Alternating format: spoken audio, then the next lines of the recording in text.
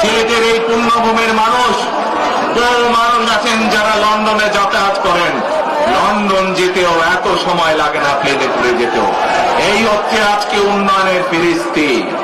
প্রিয় ভাই বোনেরা, গত 15-16 বছরে আমরা দেখেছি কিভাবে একের পর এক নির্বাচনে ব্যালট বাক্স ছিনতাই হয়েছে, কিভাবে অমিদামি নির্বাচন হয়েছে, কিভাবে এই যে আপনারা এখানে আজকে লক্ষ লক্ষ মানুষ আজ এখানে সমবেত হয়েছেন, এই লক্ষ লক্ষ মানুষ সমবেত হওয়ার এই পরিস্থিতি তৈরি করার জন্য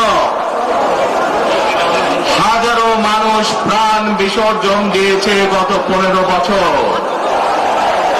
আপনারা আজকে এই যে লক্ষ মানুষ এখানে উপস্থিত হয়েছেন, আপনাদের যে রাজনৈতিক অধিকার প্রতিষ্ঠা করার জন্য, আপনাদের কথা বলার বাক স্বাধীনতার অধিকার, আপনাদের নিরাপত্তা পাওয়ার অধিকার প্রতিষ্ঠিত করার জন্য আজ যে আপনারা এখানে একত্রিত হয়েছেন, এই অধিকার প্রতিষ্ঠিত করতে গিয়ে আমরা আমাদের মাঝে থেকে ইলিয়াস আলীকে হারিয়েছি, আমরা আমাদের মাঝে থেকে জুনায়েদকে হারিয়েছি, আমরা আমাদের মাঝে থেকে দিনারকে হারিয়েছি। সারা বাংলাদেশে গত 15 বছর 16 বছরে যারা এই দেশ থেকে পালিয়ে গিয়েছে 1 বছর আগে, তারা যখন এই দেশের মানুষের টুটি চেপে ধরেছিল, তারা এই দেশের মানুষের বাক স্বাধীনতা কেড়ে নিয়েছিল, তারা এই দেশের মানুষের ভোটের অধিকার কেড়ে নিয়েছিল, তারা শুধু ভোটের অধিকার কেড়ে নিয়েই সন্তুষ্ট থাকেনি, তারা শুধু মানুষের সাধারণ মানুষের কথা বলার অধিকার কেড়ে নেই সন্তুষ্ট থাকে নাই, তারা ইলিয়াস আলী, জুনায়েদ, দিদারের মতন শত হাজারো মানুষকে তারা হত্যা করেছিল সেদিন।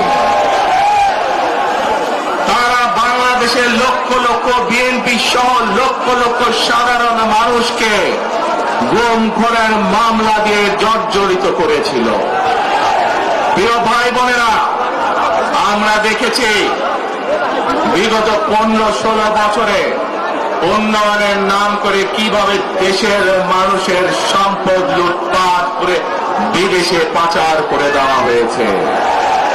আজকে এই যে ঢাকা থেকে সিলেট বা সিলেট থেকে ঢাকার যে মহাসড়ক, 2005 সালে আমি এসেছিলাম, সুনামগঞ্জে বন্যা হয়েছিল, আমার আসতে লেগেছিল 4.5 ঘন্টার মতো, কিন্তু আজ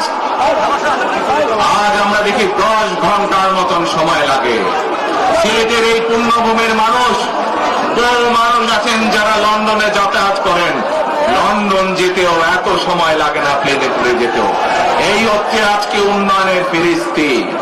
প্রিয় ভাই বোনেরা, গত 15-16 বছরে আমরা দেখেছি কিভাবে একের পর এক নির্বাচনে ব্যালট বাক্স ছিনতাই হয়েছে, কিভাবে অমিদামি নির্বাচন হয়েছে, কিভাবে নিশি রাতের নির্বাচন হয়েছে, এবং এই নির্বাচনগুলোর মাধ্যমে, তথাকথিত নির্বাচনের মাধ্যমে বাংলাদেশের মানুষের ভোটের অধিকার তথা রাজনৈতিক অধিকারকে কেড়ে নেওয়া হয়েছিল।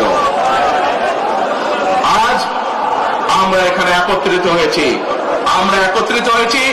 সেই মানুষগুলোর জীবনের বিনিময় যারা আমাদের সকলের জন্য রাজপথে নেমে এসেছিল।